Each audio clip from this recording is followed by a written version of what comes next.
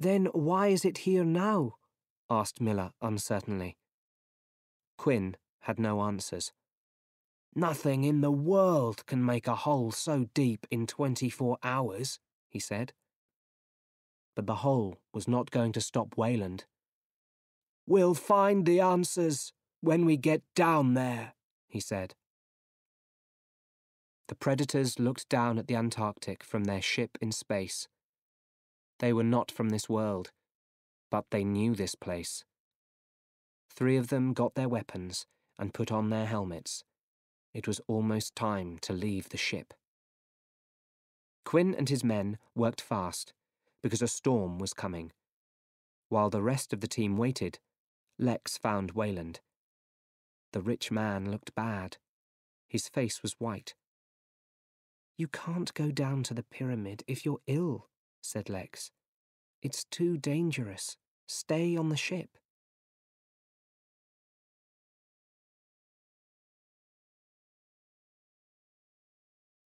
When you're ill, you start to think about your life, said Wayland.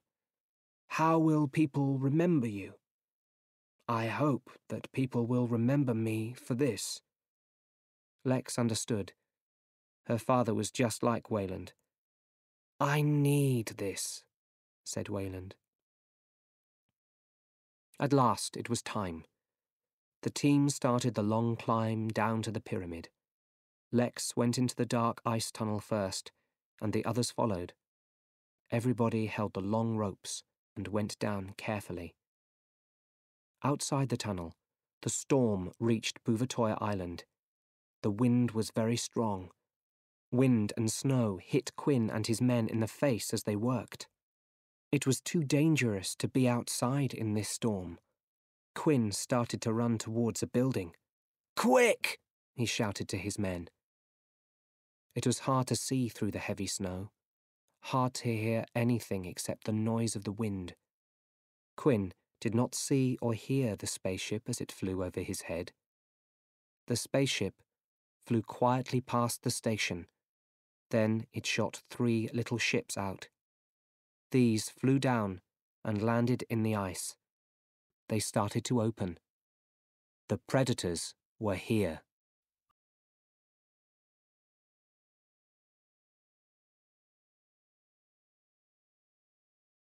The team reached the end of the tunnel at last, far under the station. Lex lit another flare and looked around. I don't understand it, said Wayland. There's nothing here. No sign of another team. Somebody made that tunnel, said Lex. One of the team turned on a big light, and everyone became quiet. They couldn't believe their eyes. Here, far under the ice of the Antarctic, they were looking at a big pyramid. You did it, Mr. Wayland, said Lex softly. People will remember you for this. Wayland spoke to everybody. Thank you, he said. Thank you all for this. Let's go. They started to walk towards the pyramid's entrance. It was dark inside. The tall walls had strange writing and pictures all over them. One picture showed a fight between 2 strange animals. Sebastian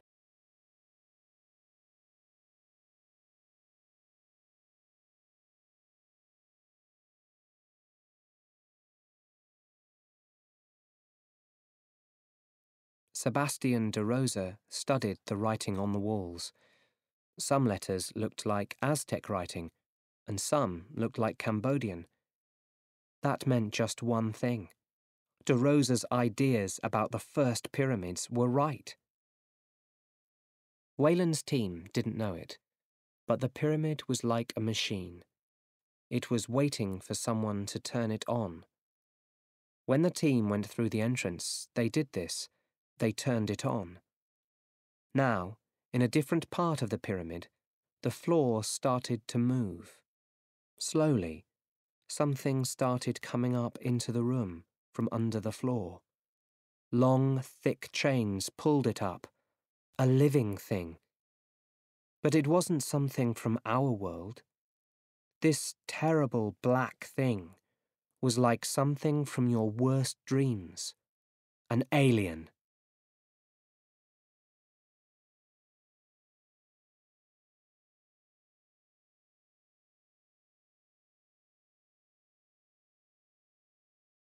There was ice all over the alien, but it was not dead. It was waking up now after a long, long sleep. It moved slowly at first, then faster. It could not move much because strong chains held its arms and legs. It looked around and gave a shout. Alien versus Predator. Screen story. There was ice all over the alien, but it was not dead. It was waking up now after a long, long sleep. It moved slowly at first, then faster. It could not move much because strong chains held its arms and legs. It looked around and gave a shout of complete hate at everything around it. This was the alien queen, and she had a special job to do: make eggs. Lots and lots of alien eggs. Quinn's men waited and listened to the storm outside. But suddenly, they heard something else above the sound of the wind, a cry, and then a different sound, something strange. Suddenly the door opened and something came in. The men couldn't really see it. It almost looked like clear water. But then, a cold knife pushed right through one of the men. Its end was red with the man's blood.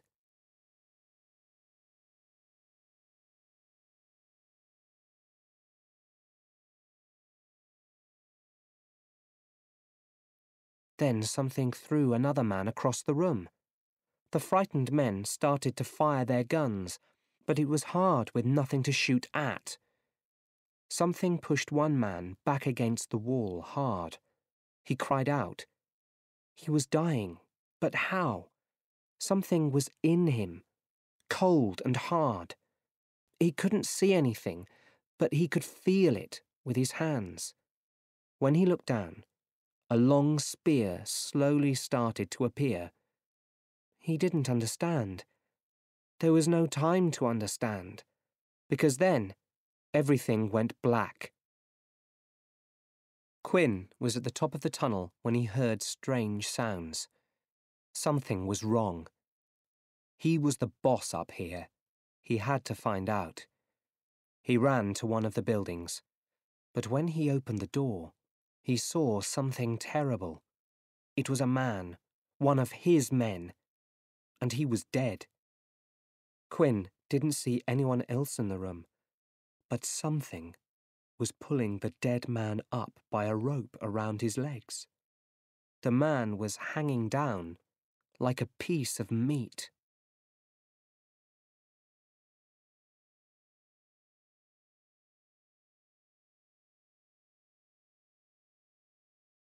Suddenly, a spear flew out at Quinn. It didn't hit him, and he didn't wait for another. He turned and ran through the snow.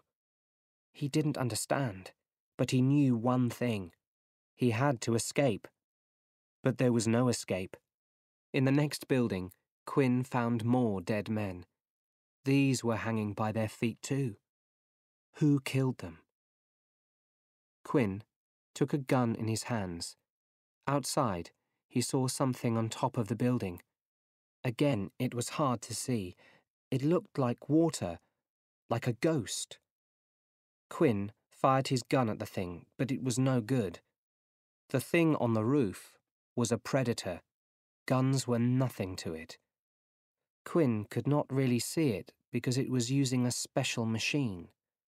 With the machine, nobody, and nothing, could see the predator during a hunt. The predator turned the machine off now. Quinn watched as the predator jumped down off the building. He tried to fight, but the predator was bigger and stronger.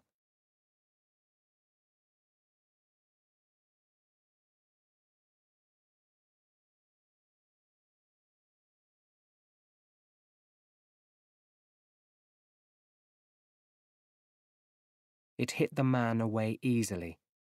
Quinn fell back into the tunnel, all the way down to the pyramid. The predator watched him fall. 2 others joined it, and all 3 predators looked down into the dark. It was time. Time for them to go to the pyramid. Inside the pyramid, Wayland's team stood in a big, round room with 7 tables. On each table there was a dead body. These looked hundreds of years old. "What is all this?" Wayland asked quietly. "Their own people killed them," said De Rosa, looking at the old, black bodies. "The Aztecs and the Egyptians did the same thing in their pyramids." He studied one of the bodies. "No ropes or chains tied these people down. They chose to die." He started to read the words on the table. "When they gave their lives, the hunt could start," he read. Adele Rousseau was looking at the hole in one of the dead bodies. "This is unusual," she said. "I think something broke out of this body." Quinn was not dead after his fall, but he could not move. He could not do anything as the first 2 predators walked past him towards the pyramid. They did not even look at him. Were they going to just leave him here? But then he heard the sound of a knife. Quinn turned his head and saw the 3rd predator above him. It was the last thing he ever saw.